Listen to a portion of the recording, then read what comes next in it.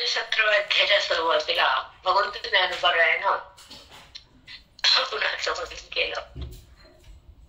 पूर्ण अध्याय अगुणासाठी वापरलाय. गुणासाठी का वापरलायचं विवेचन थोडं 2 मिनिटं करू आणि पुढे वगैरे जाऊ आपण.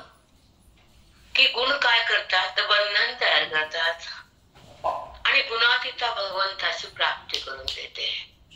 म्हणून गुणातली बुद्धी भगवंतापासून दूर असते हे माऊलीला सांगायचंय. आणि गुण हे प्रकृतीचे धर्म आहेत. 3 प्रकारचे गुण उद्भूत होतात. एक गेला की एक येतो, एक गेला की एक येतो, एक गेला की एक येतो. गुण येणं आणि जाणं थांबत नाही. पण गुणाला धरणं हा तुमचा स्वभाव तुम्हाला टाकवत नाही. हे माऊलीला दर्शवायचंय तुम्हाला. ते कुठे येतात जातात त्याला बघा ना, चिटकू नका ना. रस्त्याने जातो इकडं लेडीज असतात, पुरुष असतो, गर्दा असतो, ट्रॅफिक असते इकडं होईल तुमच्याकडं पण. मग आपण ट्रॅफिकला कसं सोडायचं आणि कसं बाजूला साईड व्हायचं हे समजतं चालताना. वळी असताना कसं कोणत्या बाजूने चालायचं आणि कोणत्या बाजूने नाही चालायचं हे पण समजतं ना. चौकात वळवीच्या ठिकाणी की हाच रस्ता जायचा आणि हा रस्ताच यायचा वनवे.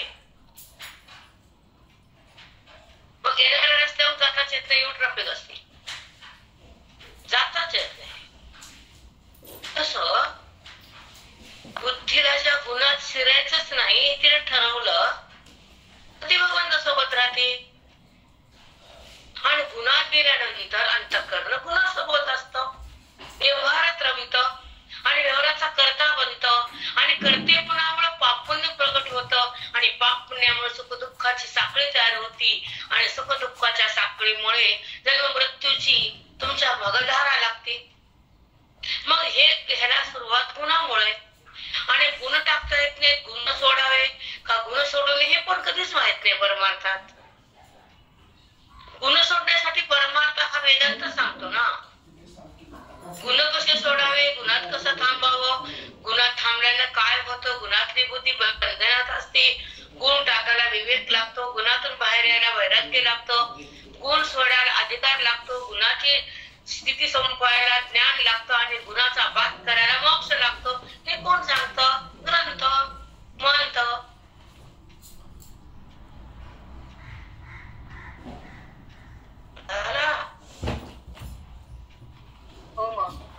हो माऊली.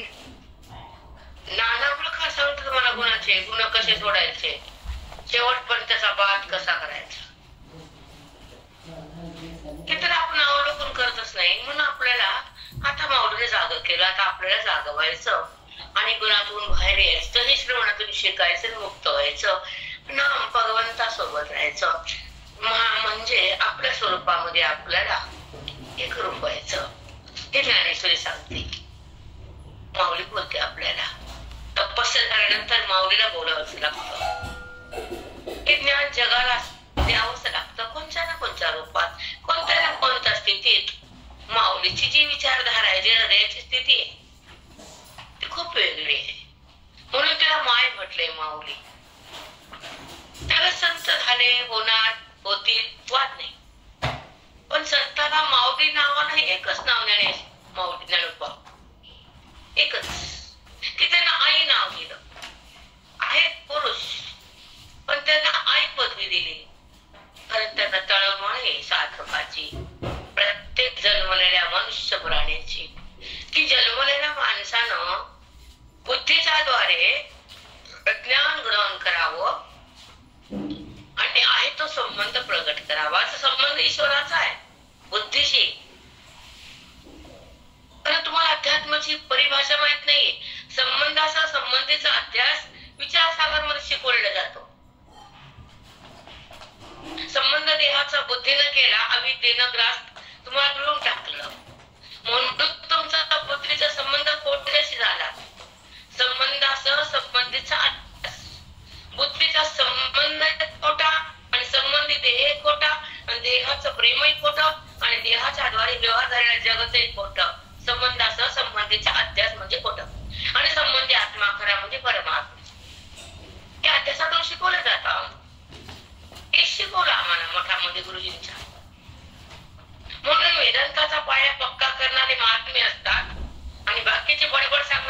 लोक असतात. ते प्रवचन बघून घ्या तुम्ही. पण वेदांत नाही. ते वेदांताचा पाठ म्हणजे अध्यात्माची जी मुळापासून जी स्थिती उद्भूत झालेली. बाकीचं तर करावं लागतं. कुणी काय करतं, कुणी काय करतं. कुणी भैरवला सांगतं, कुणी भागवताकडे जातं, कुणी प्रवचन करतं वगैरे वगैरे. पण पाठापुढे बाकीचे कमीच पडतात. आत्मचिंतन जिथं सांगण्यात जातं, आत्म्या जिथं पूर्ण भस्म होतं, अधिकार तिथं सज्ज होतो, परमात्मा बुद्धी प्रगट होतो आणि ब्रह्मरस घेता येतो, अज्ञानाचा कष्ट टाकता येतो आणि दिसलेल्या जगत दृश्याचा अभाव होतो, तो महात्मा असतो. महाराज नाही.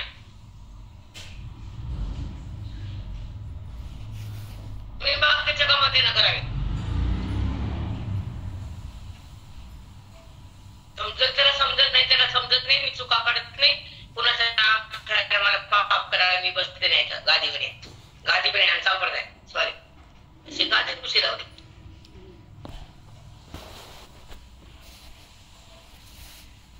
मी दळाला अंतर कोणी चपाती करता. माझ्या मुली मला दळाला अंडा का चपाती न गेली.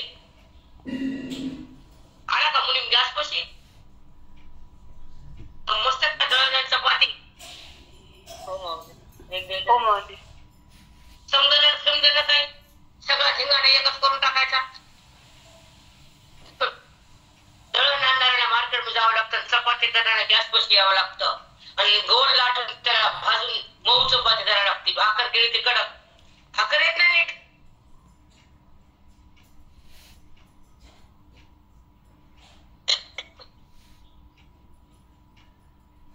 मग एकाच गव्हाचे दोन प्रकार, एक पीठ आणि एक चपाती. कळायला का पीठ करणारा कोण येते. समजा माती नाही का.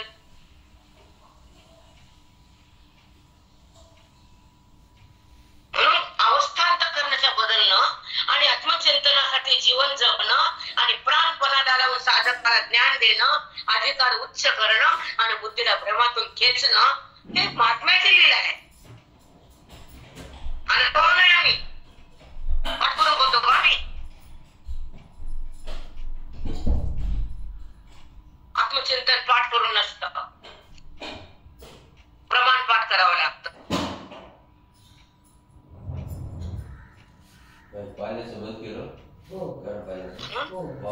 ज्ञानाची बैठक बसवण्यासाठी वेदांताची राख राखावी लागते.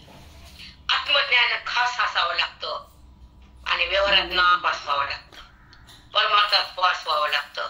संतांचा दास व्हावं लागतं. देहावर उदास व्हावं लागतं. ज्ञानाची कास धरावी लागते. तेव्हा बुद्धीमध्ये त्याची प्राप्ती अनुभवता येते. तोपर्यंत नाही.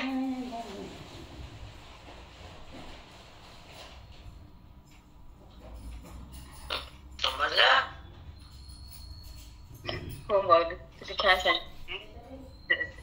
ज्ञानाची बैठक बसवायला वेदांताचं ज्ञान लागतं. संत महान लागतात. आत्मज्ञान खास लागतं. परमार्थात पास लागतं. देहावर उदास व्हावं लागतं. संतांचा दास असावं लागतं आणि ज्ञानाची कास धरावी लागते. तेव्हा ज्ञान मिळतं. मग अष्टांगात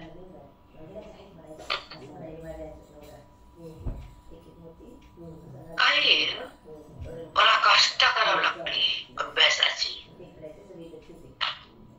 सतत अभ्यास, सतत निग्रह मनाचा. आपण कोणत्या अवस्थेत आहे, आपली बुद्धी कुठं चालली आहे, तिला कसं आकडायचं, तिला बाहेर कसं काढायचं. जर क्रोध आला तर त्याला कसं पाणी टाकायचं गोदानं, त्याला शांत करून आतल्यात कसं आपल्या मनाला स्थगित करून थांबवायचं. व्यवहारात कसं अलग निघायचं, वेदाला कसं संपवायचं,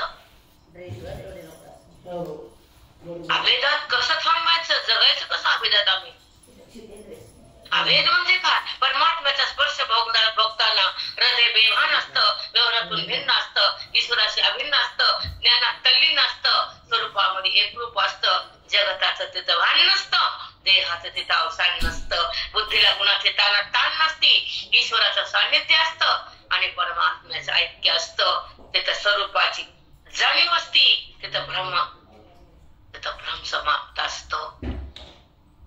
तिथं फक्त परमात्मा एक असतो.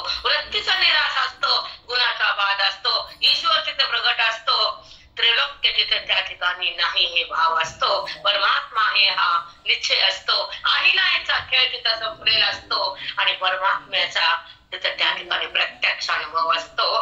तो साधक मुक्तीच्या घरात जातो, तोपर्यंत कोणी जाऊ शकत नाही.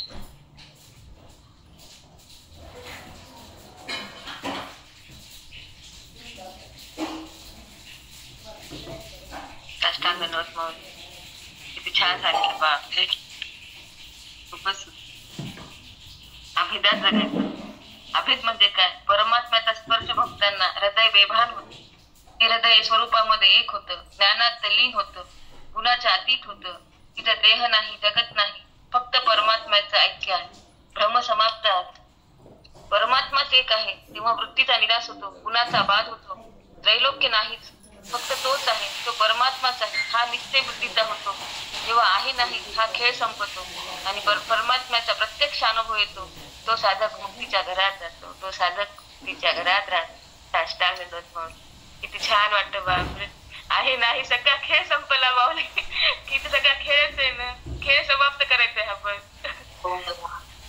काय आहे काय नाही हे वृत्ती सांगते. वृत्ती बाजूला किती बाधित झाली आहे, कोण नाही कोण माहित नाही, फक्त तोच माहितीये. व्यवहार रहित तो आहे, त्याचा स्पर्श अंतःकरणात आहे, फक्त अनुभव आहे, तिथं वृत्ती नाही. कारण माया संपली, कोण व्यवहार करायचा?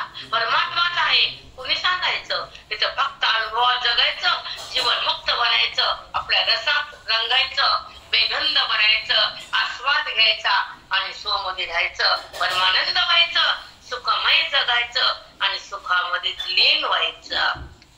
त्याला ब्रह्मज्ञानी म्हणायचं. चटरम बटरम काही ऐकायचं का? काय का तुम्ही कामात काम नसलेला डोके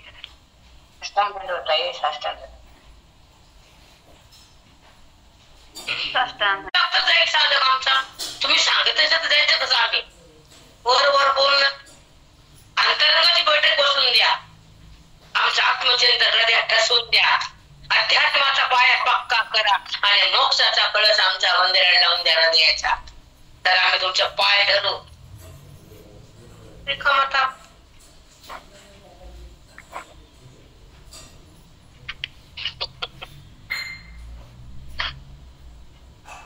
ज्ञानेश्वरी ज्ञान आहे. बाकीचा ढगोंडवाला ज्ञान, फक्त ज्ञान, ओवी, सिद्धांत, साधक आणि साध्य ही बैठक पाहिजे आम्हाला. बाकीचं काही जमत नाही इथं.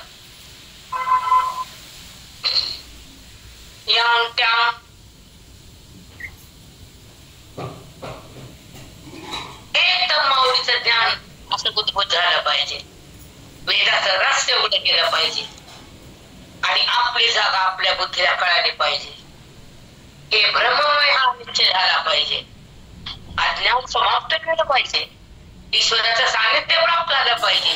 स्वरूपाचा संबंध झाला पाहिजे आणि हा संबंध संपला पाहिजे. तोच महात्मा आहे ना, बाकीचे नाही. रटप माहिती आम्हाला.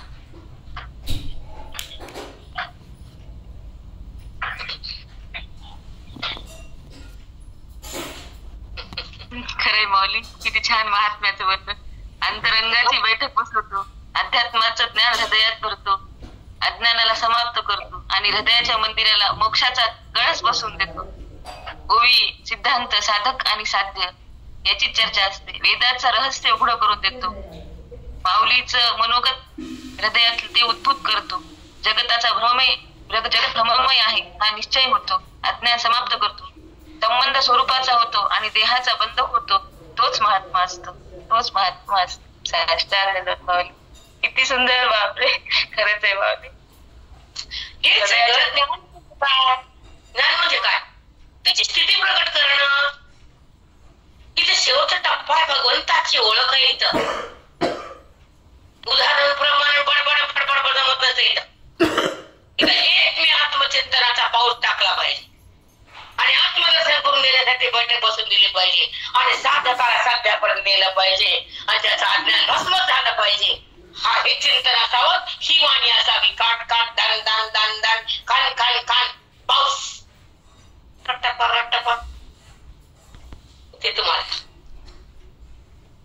खरे माऊली, पण असं सांगणारे नाही जास्त असतात. असे सांगते फार प्रमाणात बस 1 तास ऐकलं 2 तास ऐकलं तर काम दिसतंय.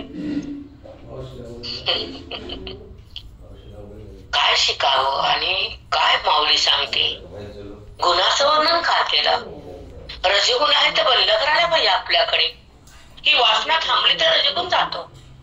वासना बाजूला काढायची वृत्तीतून, त्याला झाडायचं, मन वेड बनवायचं संतांच्या संगतीत राहून.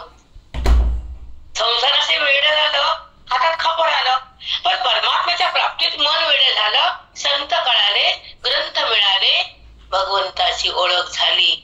आता बाकीची ओळख कशाला.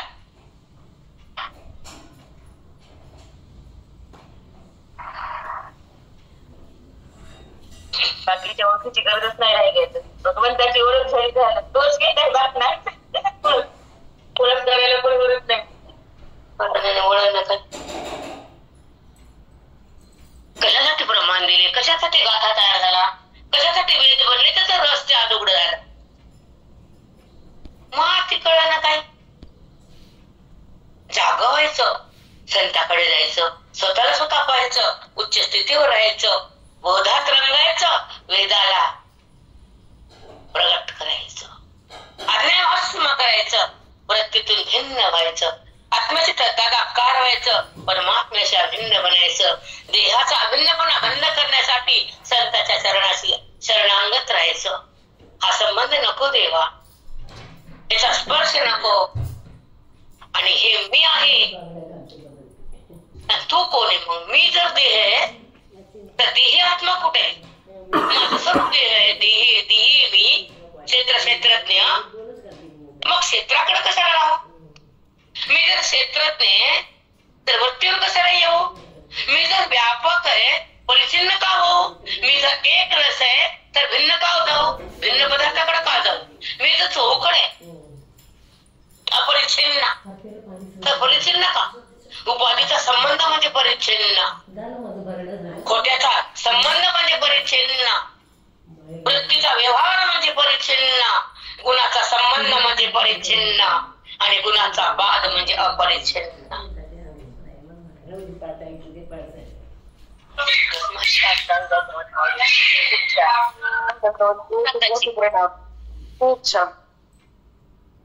वेदांत म्हणजे काय माहितच नाही ना. परिभाषा माहित नाही, शब्द माहित नाही, अपरिच्छिन्न परिच्छिन्न जन्मात कधी ऐकलं नाही. काय मात ते कळणार आहे ना. आम्ही ऐकलं काय ऐकलं बस काय ऐकलं. ज्या शब्दामध्ये ताकद असते त्या ठिकाणी बुद्धी भ्रमाला एका चटकन क्षणात सोडती, त्याला वेदांताची घडी म्हणतात. बसलेली एका क्षणात भ्रमातून बुद्धी अलग होते. जसं अग्नी तुपाला लोण्याला स्पर्श केला की लोण्यातलं तूप कळकळ बाहेर येतं. हे अग्नीचं कार्य आहे. लोणी तुपाला सोडताच बुद्धी देहाला सोडतीच, अज्ञान संत काढतातच आणि मन भगवंताशी एड होतच. तेव्हा ते भगवंताकडे जात, जगताकडे जात नाही. का त्याचे सत्य जगतच राहत नाही. अत्यंतिक अभावाचा निश्चय करणारी वृत्ती जेव्हा भगवंताची समरस होते तर जगताला सत्ता कुठे, सगळा तोच आहे. अभिन्न भाव झाला तर भ्रम कुठे, आणि भ्रम जिथे आहे तिथे जगत ईश्वर कुठे, आणि ईश्वर जिथे प्रगट झाला तिथे जगत कुठे.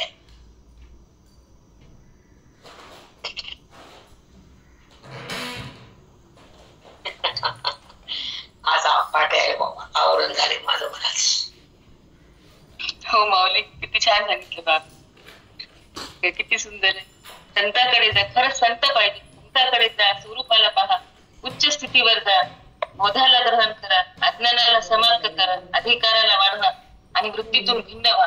आत्म्याशी तदाकार व्हायचं, देहातून भिन्न व्हायचं, परमात्म्याशी अभिन्न राहायचं, संतांच्या चरणाला शरणांगत जायचं. देहाचा संबंध नको, जडाचा स्पर्श नको. मी देही आहे, क्षेत्रज्ञ आहे, तर या क्षेत्र देहाला का बघ, वृत्तीवर आणि देहावर का येऊ. उपाधीचा संबंध म्हणजे परिच्छिन्न आणि उपाधीचा बाद म्हणजे अपरिच्छिन्न. मी जर एकरस आहे तर भिन्न पदार्थाकडे का जायचं. मी अपरिच्छिन्न आहे, खोट्यात वृत्तीचा व्यवहार आहे, गुणाचा संबंध आहे म्हणून वृत्ती परिच्छिन्न आहे. पण गुणाचा बाध होतो तेव्हा ती वृत्ती व्यापक होते. शब्दामध्ये ज्या संतांच्या शब्दात ताकद असते ती बुद्धी क्षणात कुट्याला सोडते, भ्रमातून पटकन अलग होते, बुद्धीला सोडते, देहाला सोडते. हे संत करतात, अज्ञानाला काढतात. तेव्हा मन वेड होतं आणि भगवंताकडे जात. जगताचा आत्यंतिक अभावाचा निश्चय जी वृत्ती करते ती वृत्ती भगवंतात एकरस होते. सगळा तोच आहे तर अभिन्न भाव कशाला? भ्रम नाहीच तर जगत कशाला? जिथं ईश्वरच आहे तिथं जगत नाही. जगत कुठे आहे? जगत नाही, काहीच नाही, फक्त तो आहे आणि तो म्हणजेच मी आहे. किती सुंदर. अर्ध्या तासात माऊली, अर्धा तासही नाही, 25 मिनिटात संबंधाचा संबंधीचा अभ्यास. महात्मा कशाला म्हणायचं, ज्ञानी कशाला म्हणायचं, ज्ञानाची बैठक कशी बसवायची, जीवनमुक्त कसं व्हायचं आणि जगताचा बाध कसं करायचं सगळं सांगितलं. मग पूर्ण वेदांत सांगितलं. धो पाऊस आहे वेदांत. किती आपला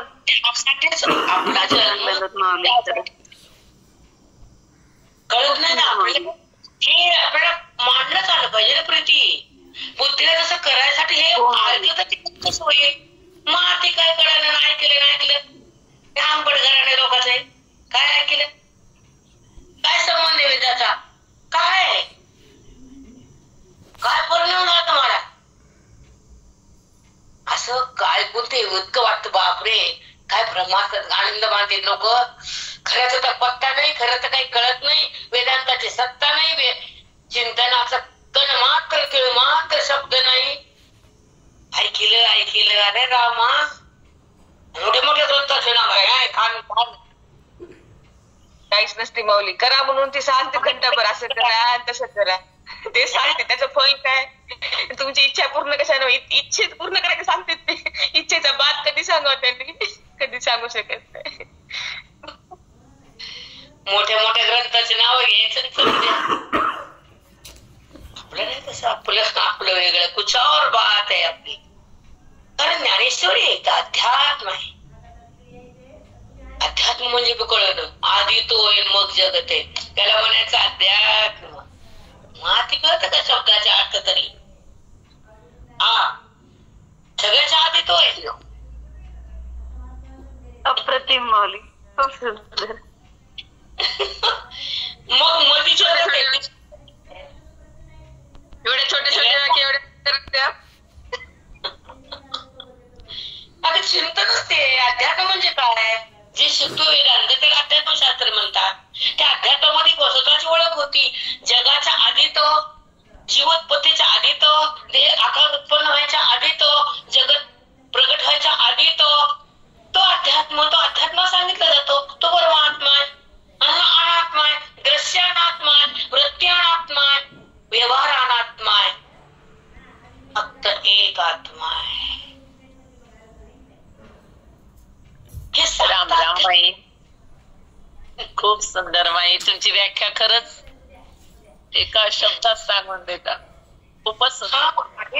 बसवावं लागेल ना, तुम्हाला कळून द्यावं लागेल ना. इथं आलो कसं आलं झोपे जायचं, पिशव्या बोलायचं काही का, धरा पिशव्या टाका, अरे धंदा. हे गुरुचे संप्रदाय आहे, साखर संप्रदाय. ताई ऐक ना,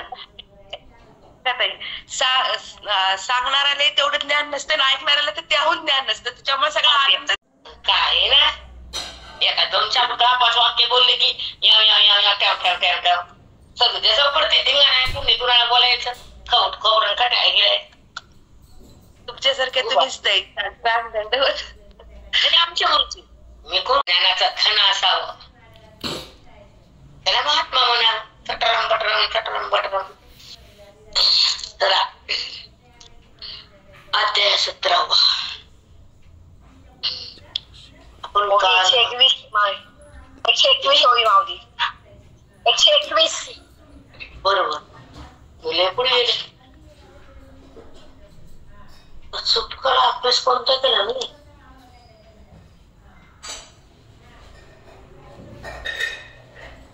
ठीक आहे. चला, ज्ञानेश्वरी अध्याय 17 आणि 121. चला, आज घोटाळा झाला माझा. खूप छान निघते. तुम्ही अभ्यास नाही केला ना, खूप सुंदर सांगता माहिती. माऊली काय म्हणतात ऐका. तरी जेवणाराची या रुची निष्पत्ती की बोनियाची आणि जीवितात व गुणाची दासीथ. बघा, जेवणाराची या रुची, रुची म्हणजे आवड, ज्याला जसं आवडतं तसं तो जेवणारा पदार्थ करून खातो. ठीक आहे. निष्पत्ती की बोनियाची, बोनिया म्हणजे जेवण, आणि जीवितात व गुणाची दासीयेत.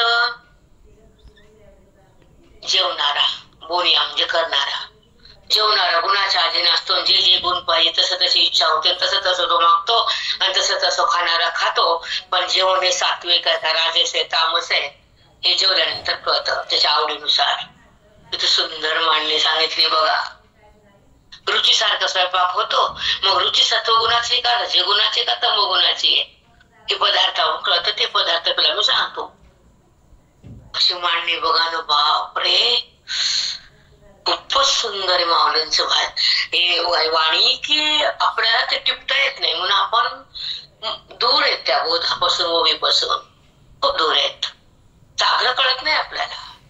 माऊली कळायला फार तपश्चर्या लागते. आपण माऊलीच्या काठावरच मध्ये नाहीच. चला. जे जीव करता भक्ता तो गुणास्तव स्वभावता पाहुनिया त्रिविधता चेष्टा त्रिधा.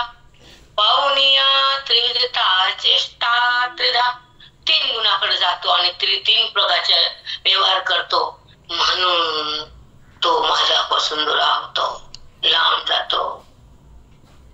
चेष्टा त्रिधा, 3 गुणाच्या व्यवहारात तो असतो. चेष्टा म्हणजे व्यवहार, त्रिधा म्हणजे 3 आणि 3 म्हणजे गुण. आणि 3 गुणाची जी अवस्था त्याकडे वृत्ती जाती, बेभान होती आणि ज्या गुणानुसार ती व्यवहार करते तेव्हा ती वृत्ती शांत होती. पण गुणाला सोडण्यासाठी तिच्यामध्ये ताकद नसती, कारण ती बोधापासून दूर असते. आणि बोध जेव्हा येतो तर वृत्ती शांत होती आणि गुणातून अलग व्हायला मदत होती आणि 3 गुणाला सोडायला सुरुवात होती. तेव्हा ती गुणातीत होती, तेव्हा माझी तिला प्राप्ती होती. ते 3 गुण कोणते आहेत ते तुला मी सविस्तर सांगतो.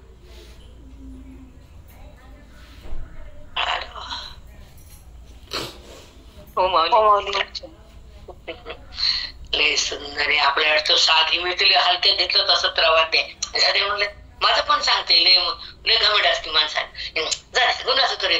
पण जेव्हा अभ्यासाला लागले मग चक्कर यायला लागले.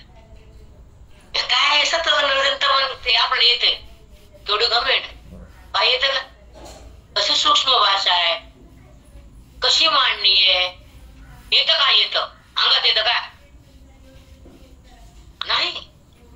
माऊलीच्या हृदयातली जी त्यावेळेस 750 वर्षापूर्वीची जी इच्छा होती की साधक संसारी गुणात आहेत आणि मी गुणाच्या बाहेर आहे, मी जर परमात्मा आहे आणि जीव हा अनात्म्यात अडकलेला आहे, मग तिचे गुण काढायचे आणि त्याला अंतःकरण झाडायचं, स्वच्छ करायचं आणि त्या बुद्धीला माझ्याकडे आणायचं. हा प्रण घेतला होता माऊलींना.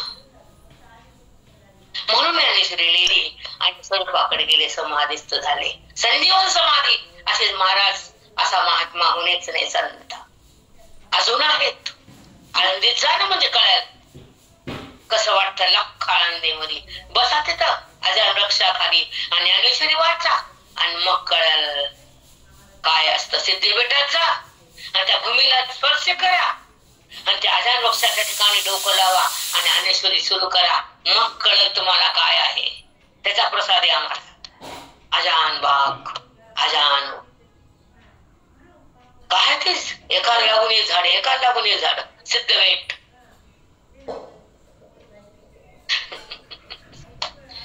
भरपूर लोकांना सिद्धवेटच माहित नाही. गाडी करायचं, समाधीला पाय पडायचं, मुतून निघायचं.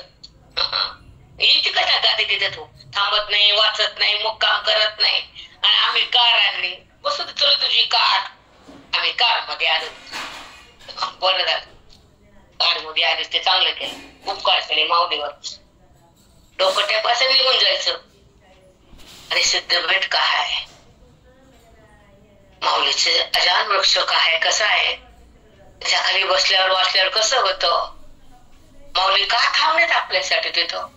संजीवन समाधी घेऊन थांबलेत तुला बोध मुक्त करण्यासाठी, जीवाला आनंद प्राप्त करण्यासाठी, हृदयातला परमात्मा प्रगट करण्यासाठी, आयुष्यात मौन करण्यासाठी, वासनेला भस्म करण्यासाठी, अज्ञानाला सोडण्यासाठी माऊली आमची ती आई आहे. तिच्यापाशी मुक्काम करा की नाही? आईलाच आवडतं का लेकरू? तितकं पण समजत नाही. दर्शन केलं निघून गेलं. न इंद्रायणी, न सिद्धपेठ, न स्नान, न दान, काय नाही. अवघड आहे आजकालच्या लोकांची इंद्रायणी दर्शन, लय अवघड आहे. कार मध्ये बसतात ना लोक, मग कार करतात लोकांना पुन्हा. चला खरंच सांगते, आनंदात गेले की मुक्कामच करा वाटतो. आणि सगळे सोय होती, माझी तर सगळे होती. राहणं खाणं येणं, कार मध्ये नेतात, कार मध्ये मला आणतात, तिथं थांबतो, मस्त मजा होते आमची. सगळी सोय करतो. फक्त जा तुम्ही, निघा घराच्या बाहेर. मग ह्या घराला सोडते, मग ह्या घराला सोडता येतं. त्याचं नाव ज्ञानेश्वरी.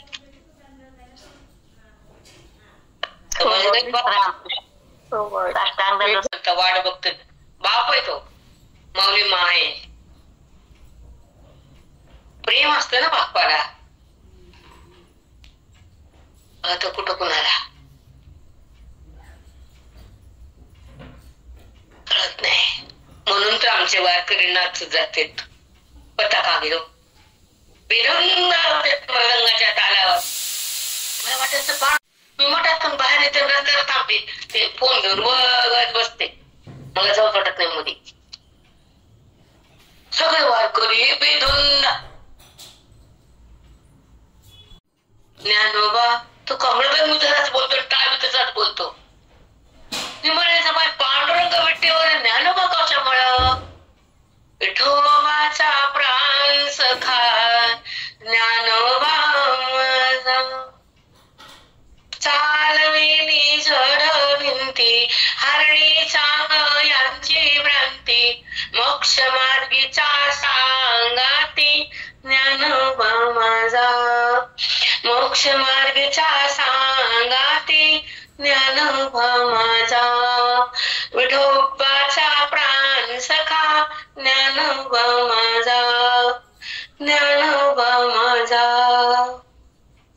म्हणून पांडुरंगाच्या दरबारात ज्ञानोबाचं नाव. तो प्राण आहे, तो विठोबा आहे. विठोबाचा प्राण माऊली आहे. प्राणाशिवाय बावडी नाही, हे कळतं तिथे गेल्या. मॅडम न ते नसलेलं आम्हाला, मुंगी सारखे लोक. चंद्रात बाहेर यायचं काम नव्हतं, वारी होती. लाखो लोक. चला म्हणे येडपट बाई आमची, चला तर चला. मग तिथून नेलं महाद्वारामध्ये रात्री.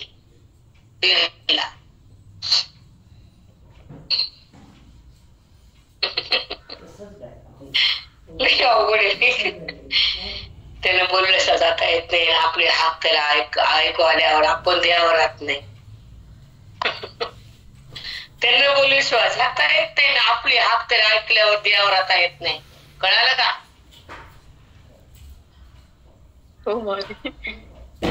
द्यावर राहता येत नाही खरंच.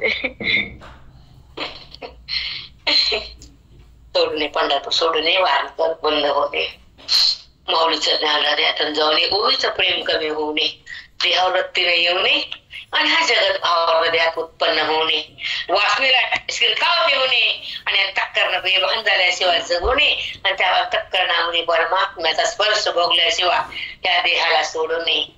हे वचन आहे. प्रॉमिस.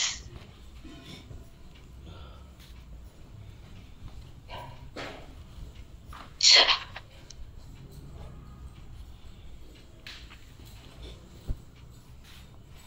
जे जीव करता बघता तो गुणास्तव स्वभावता.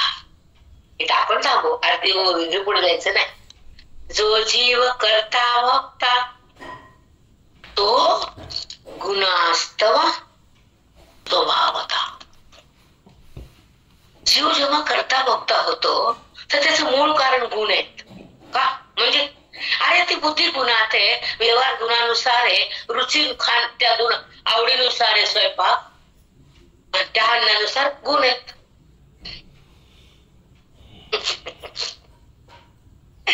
एकाच टप्प्याने पुढे पुढे नेले. करता बघता का होतो, तर त्याला स्वभावता कारणी गुण आहेत. आणि त्या गुणाचा आणि बुद्धीचा संबंध होतो आणि गुण बुद्धीत येतो आणि गुणाचा विकार होतो, वृत्तीत व्यवहार होतो आणि अंतःकरण मी केला म्हणतो. त्या गुणाच्या शक्तीनं मन खेचल्या जातं, कर्मामध्ये थांबतं, भगवंतापासून दुरावतं, भगवंतात जातच नाही, कारण गुण त्याला तिकडे जाऊ देतच नाहीत. तो भाव होता. आई बात समजली नाही. हो माऊली, किती छान सांगितलं बाबा. जीव करता भुकता काय होतो असं उत्तर मिळालं. कसा होतो तो, किती छान सांगितलं. जो जीव करता आणि भुक्त होतो त्याचं मूळ कारण गुणात आहे, कारण गुणाचा संबंध बुद्धीशी आहे आणि त्यानुसार वृत्तीचा व्यवहार आहे. जसं अन्न खावं तसा गुण होतो आणि जसं गुण असतो तसं अन्न आवडतं. गुण आणि बुद्धी यांचा संबंध आहे. तो गुण बुद्धीत येतो, वृत्तीत व्यवहार होतो, अंतःकरण ते मीच केलं म्हणतं. गुणाच्या शक्तीनं तो खेचल्या जातो आणि भगवंताकडे जातच नाही. हे गुणामुळं कसं अंतःकरण करता आणि भोगता होतं, त्याची मांडणी केली छान. गुणामुळं क्रिया घडती. सत्वगुणाची क्रिया वेगळी, रजाची क्रिया वेगळी, तमाची क्रिया वेगळी. त्या गुणाचा संबंध वृत्तीशी झाला, वृत्तीने व्यवहार केला, इंद्रियाच्या द्वारे कार्य झालं. जे जे सगळं घडलं ते अंतःकरण त्याच्यामध्ये बुडलं. परमात्मा सोबत आहे, त्याच्या सत्तेवर हे कार्य आहे हे वृत्तीला माहित नाही, कारण ते गुणात आहे. जेव्हा ते साधक होते आणि साधनेत येते तर हे गुण क्रिया करत हे तिला समजतं. मग ही क्रिया माझी नाही, कर्म खरं नाही आणि कर्माचा संबंध माझा नाही, माझा संबंध परमात्म्याचा आहे, हा संबंध गुणाचा आहे. गुण आणि क्रिया बाजूला टाकतो जर ती बुद्धीतली आणि मन भगवंताकडे येतं, ते ज्ञान तिथं प्रगट होतं, कारण संतांची तिथं कृपा असती आणि हृदय तिथं पावन असतं, वृत्तीमध्ये पुण्य असतं, अधिकार अंतःकरणात असतो आणि संतांची चरण असतात आणि वर्म हातात असतं. तेव्हा गुण आणि क्रियाचा वाद होतो, अंतःकरण ईश्वरा समाविष्ट होतं, तेव्हा मन राम होतं, मन ते क्रियेतून अलग होतं आणि अबाधित सत्तेत एक होतं. त्यांना राम झालं असं म्हणायचं, कारण ते क्रियेतून अलग होतं, कारण क्रिया तिथून भिन्न होती आणि गुणाची शक्ती बाजूला जाती. गुणाची तिथं प्रगट होती तर त्या ठिकाणी बद्धता निघून जाती, त्या ठिकाणी ईश्वराचं सानिध्य प्राप्त होतं. संतांच्या कृपेने मन ईश्वरामध्ये लीन होतं, महावाक्याच्या बोधाने एक रस होतं. तेव्हा गुणाला सोडून ते ईश्वरामध्ये समाविष्ट होतं. ते नातं आत्मस्वरूपाचं असतं, तो बोध वेदाचा असतो, ती घनिष्ठता परमात्म्याची असती, ती अनुभूती सुखाची असती आणि ती प्रतीती परमात्म्याची असती, कारण तिथं गुण आणि कार्य बाजूला असतात आणि कार्यातून मन भिन्न असतं, परमेश्वराशी अभिन्न असतं आणि ते मन राम असतं, ते ज्ञान खरं असतं, बाकीचं अज्ञान असतं.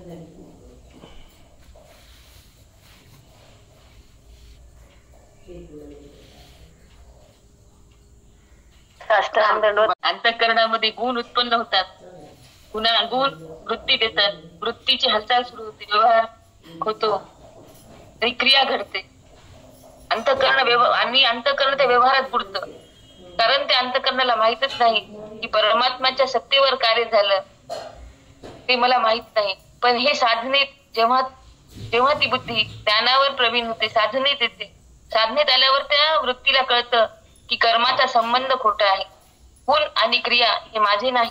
तेव्हा ते ज्ञानानं ते बाजूला जातात आणि मन हे भगवंताकडे जातं. संतांची कृपा होते, हृदय पावन होतं, वृत्तीत पुण्य येतं, संतांचे चरण मिळतात, अधिकार वाढतो आणि वर्म जेव्हा हातात येतं तेव्हा गुण आणि क्रिया यांचा बाध होतो. अंतःकरण परमात्म्यात समाविष्ट होतं, ते अंतःकरण अबाधित सत्तेत एक होतं, ते मन राम होतं. गुणाला बाजूला सारून गुणातीतता प्रगटते. गुणाची शक्ती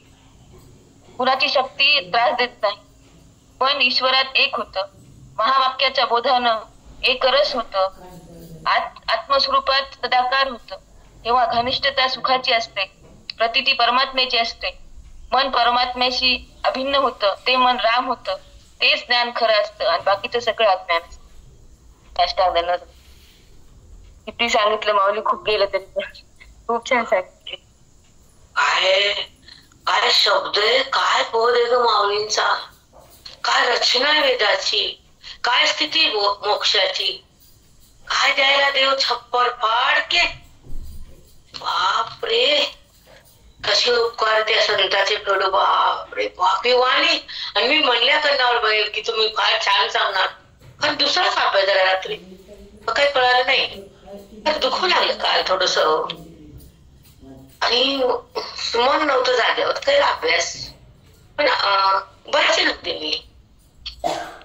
ज्ञानेश्वरी उघडली, लिखाण केलं आणि झोपले, पण अवस्था बरोबर नव्हती. केला अभ्यास, असं केल्याने असं नाही, कारण कधीतरी चुकतो एखाद्या वेळेस, नाही तर अभ्यासाशिवाय झोप नाही, कारण ती सवयच लागली इंद्रियाला. आताची नाही, 40 वर्षापासूनची सवय की लिखाण, वाचन, ओवी, काय सिद्धांत समर्थांचा अभ्यास करणं आणि त्या बुद्धीमध्ये घेऊन नंतर आपण झोपेला आरंभ. हे संतांचं मार्गदर्शन, त्याच्याने त्यांना शिकवले सगळे की तसं झोपायचंच नाही.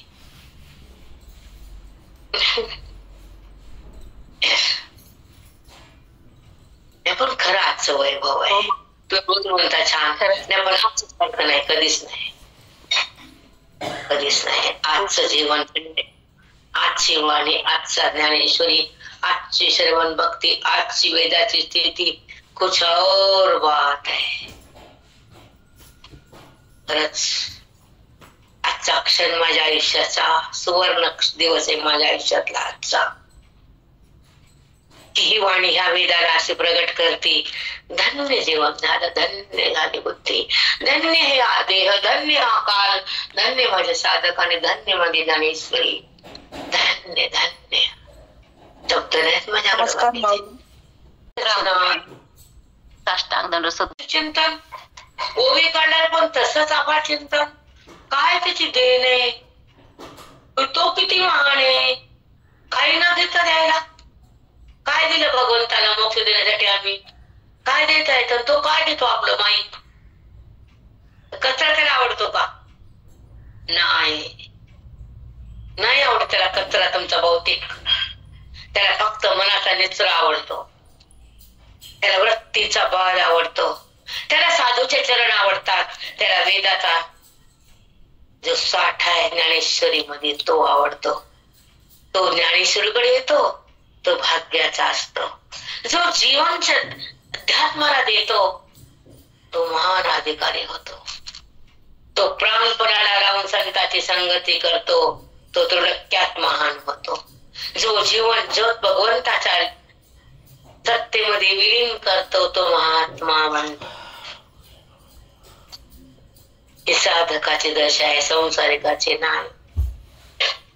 त्याचं नाव बी काढायचं नाही. तर येत जन्मतन कर्म करतन मरत, पापुण्य शिरतन मी करतात, त्याच्या कशाला सावली बी निघत असल्याची रिकामता. साधकाचे बोलायले बी सध्याला ग्रहण करण्यासाठी साधना, ज्ञानाची, शक्ती बोधाची, युक्ती वेदाची, प्राप्ती परमात्म्याची, अनुभूती सुखाची, ही रीत ज्ञानाची, ही मांडणी माऊलीची, आणि ही ओवी आयुष्याच्या कल्याणाची.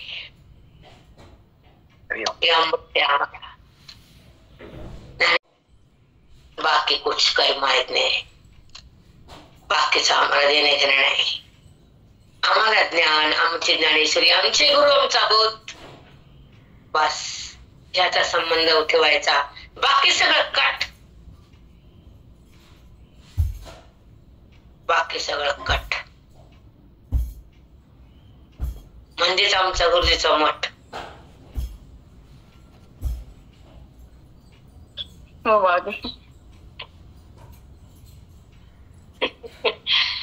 चला काय बोलू, इच्छाच नाही बोलायची. इतकं सुंदर आलं.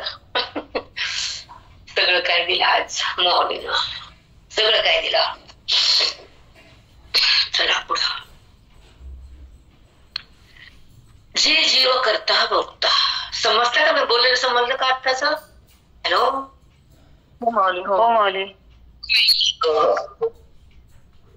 समजलं माई, छान समजलं. स्नान करायचं बुद्धीनं. देहाचं स्नान झालं आता, आता बुद्धीचं स्नान हम्म.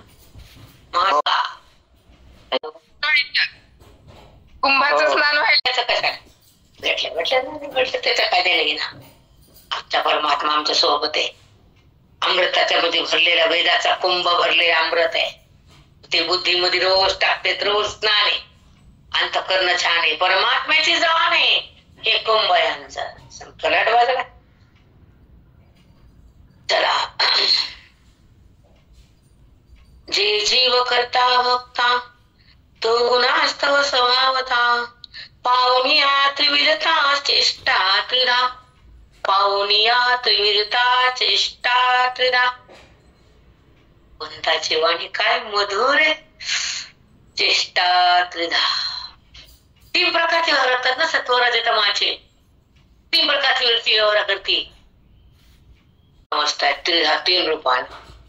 चेष्टा म्हणजे व्यवहार करते. जसा जसा गुण उत्पन्न होत त्या गुणामध्ये वृत्ती मिसळतील कार्य होतं. आणि ते कार्य जगतातलं अनित्य पदार्थाचं असतं. तर वृत्तीच अनित्य खोटी तर जगत कुठलं खरे. मग कार्य कोणचं खरे. ज्या वृत्ती खोटी वृत्तीने केलेलं कार्य आणि त्या कार्याला असणारं अज्ञान कारण, कार्याला कारणीभूत असलेलं कारण. जसं मडकं बनण्याला माती कारण आहे तसं कार्य व्हायला हे गुणाने वृत्ती कारण आहे. आणि दिसणारे जगतातले हे कार्य. मग ते जे कार्य असतं ते पण खोट आहे, कारण त्या गुणामुळे कार्य आहे. चेष्टा त्रिधा. ती क्रिया तो व्यवहार इंद्रियाच्या द्वारे जरी झाला तरी मी पाहणार आहे, त्याला करणारा नाही मी. कारण करता भोगता हे मी नाहीये, मी पाहणारा द्रष्टा आहे. करता भोगता करणारे गुण येत.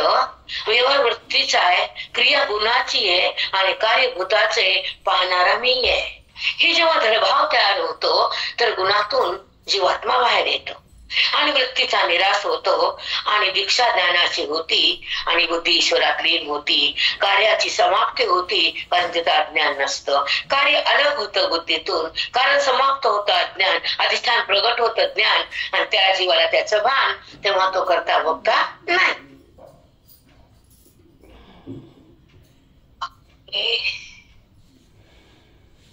अशी मांडणी सांगा माऊलींची, सांगा.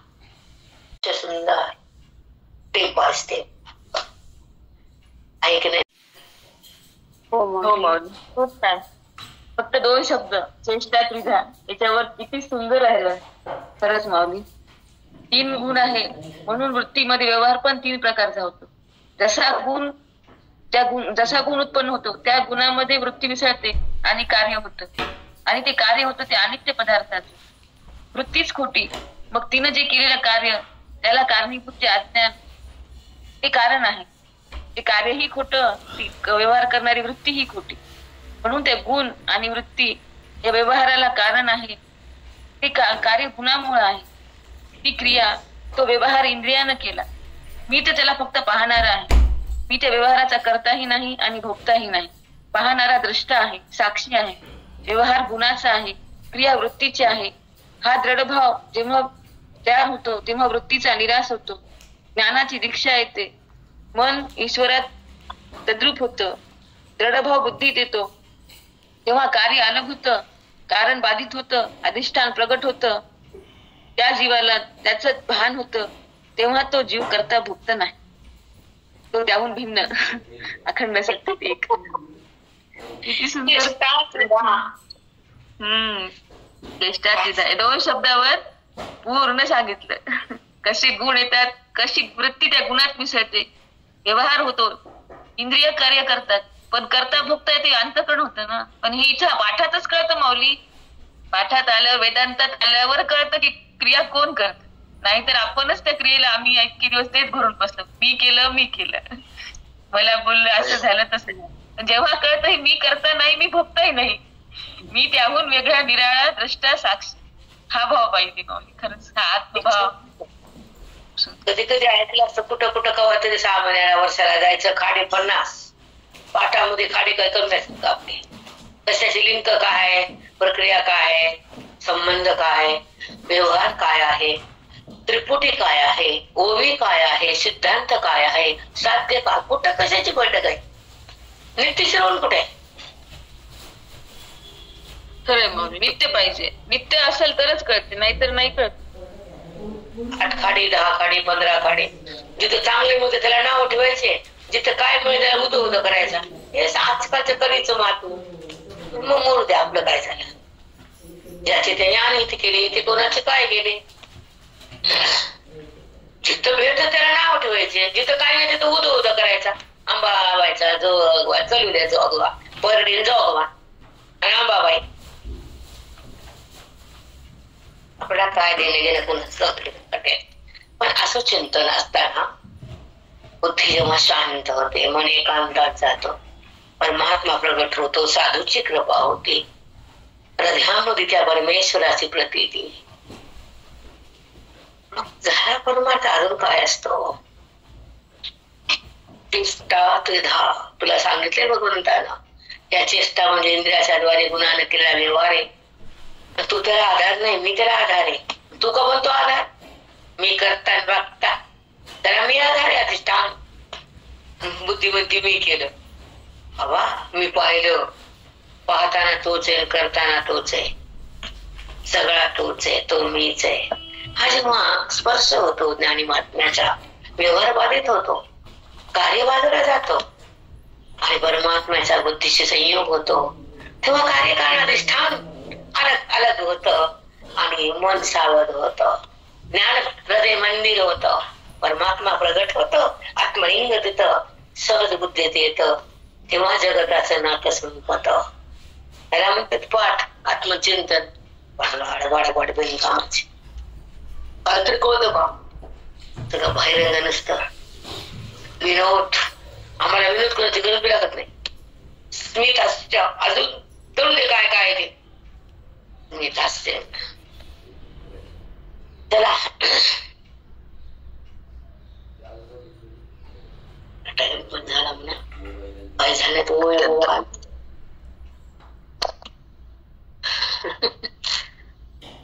किती छान येते माऊली. डबल सांगितलं तर डबल वेगळंच येतं, पण खूप सुंदर येतं. हो माऊली, नंतर सांगितलं तेही खूप छान, पहिलेही छान माऊली. खरंच खूपच सुंदर. मी बोलतच नाही. स्तब्ध होतं माऊली, मन स्तब्ध होतं. पकडता आलं नाही की एवढं दुःख होतं, पुन्हा रेकॉर्डिंग काढायची. खरंच माऊली, अष्टांग दंडवत. चला, जी जीव करता भोगता जो गुणास्तव स्वभावता, पावोनी या त्रिविधता चेष्टा त्रिधा, म्हणून त्रिविध आहार यज्ञ त्रिप्रकार, तपदान व्यापार त्रिविधच ते. तपज्ञान व्यवहार त्रिविधच ते. जसा त्याचा गुण तसा दान धर्म यज्ञ होतो. व्यवहार तसा तसा गुणावर. आत्ता गौतम महात्म्याचा मी स्वयंपाक करत होते माझ्या महाराजांचा, तर महाराजाला काय काय आवडत होतं. सात्विक जेवण होतं. तुपाशिवाय महाराज खात नव्हते आणि वर्णाला फोडणी मी कधी दिली नाही महाराजांच्या आयुष्यात. त्याच्यात मोहर टाकले नाही. काय तुला माहिती महाराज, सांगू का? नाही, मी करते काय पाहिजे तुम्हाला ते. हातावर साधं वरण, तूप मात्र भरपूर लागत होतं. सिंपल साधं वरण, पाणी टाकायचं, त्याला गरम करायचं, हळद मीठ आणि भातावर टाकायचं. ते आयुष्यभर भात वरण खाल्ले महाराज. फोडणीचं वरण कधी ताटात पण नव्हतं त्यांचे, कधीच नाही. आवडती मी मोहरी कस काय नाही हो मोहरी. वरण मसाला नाही, तिखट नाही वरणात कधीच नाही. मसाला पदार्थ खातच नाही मी. आम्ही तर फोडणीशिवाय कितीतरी वेळेस आम्ही दोघं बसून जेवायचं त्यांच्या घरी सुद्धा. आणि बाहेर गावी मी सोबत राहायचे स्वयंपाकाला. तर असते तर मला यायचे, काय भाजी महाराज हे आहे, मग हे कर, तुला माहिती करते जा मी महाराज. मग ते बाहेर लोक बसायचे, गोळपाचे बोलायला आलेले. मग मी इकडे यायचे, झालं की खून व्हायचे. महाराज आत यायचे, कपडे काढून पाय धुवून वगैरे बसायचे चटईवर आणि पोटभर जेवले की मग त्याच्या चेहऱ्यात आनंद. छान झालं छाया, थोडे म्हणायचे, पोट भरलं बघ, छान झाले. आणि पाठामध्ये मग पंढरपूरला 17 दिवस राहिलो आम्ही. धोंड्याचा महिना होता. धोंडे जेवण केलं. अगं धोंडे कसं आलं सगळ्या आमची 40 लोक होते परभणीचे. आणि त्या मठातले 1000 लोक होते. विदर्भाचा मठ होता. हरे राम हरे कृष्ण. चंद्रभागेच्या काठावर बाहेर गंगेच्या पलीकडे हा हा हा 1000 लोक आधी विदर्भाचे आणि त्यांना बोलवलं. तर मग त्याच्यासाठी आम्ही गेलो. मोठा मठ होता. मग 1000 लोक थांबले त्या मठात.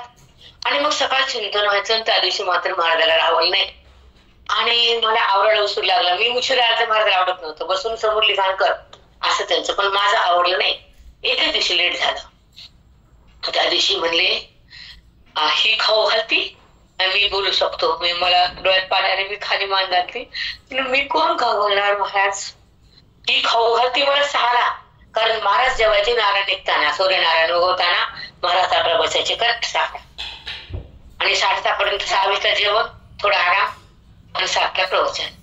जेवणानंतर आराम घ्यायची, बोलता येत नव्हतं, धाप लागत होती महाराजांना, दमा होता. मध्ये ब्रेक पाहिजे अर्ध्या घंट्याचा. 6ला होय हो महाराज पूर्णच हो पूर्णच स्वयंपाक 6ला नैवेद्य दाखवून देवाला नारायणाला ताट महाराजांना आवडायची. तर पूर्णाची पोळी महाराज आवडून खायची. एकच भाजी साधी, भजी भजी खात नव्हते, दमा होता आणि आवडत पण नव्हतं ते बेसन जास्त. कधीतरी एखाद्या दिवस करणं चुकून 2 खायचे, बाकी आम्हाला द्यायचे. आणि मग 17 दिवस राहिलो, धोंडे केले. आणि 17 दिवशी महाराज चिंतनात म्हणजे ही मला छान खाऊ घालते, मी बोलू शकतो. नाहीतर मला एवढं बोलायचं, एवढं प्रसन्न करते, एवढं मस्त वाटतं, खनखन वाणी चालते माझी. 80 वर्ष वय होतं महाराज त्यावेळेस विदर्भ सप्त्यामध्ये. 80. तुमच्या मनातला भाव होता का की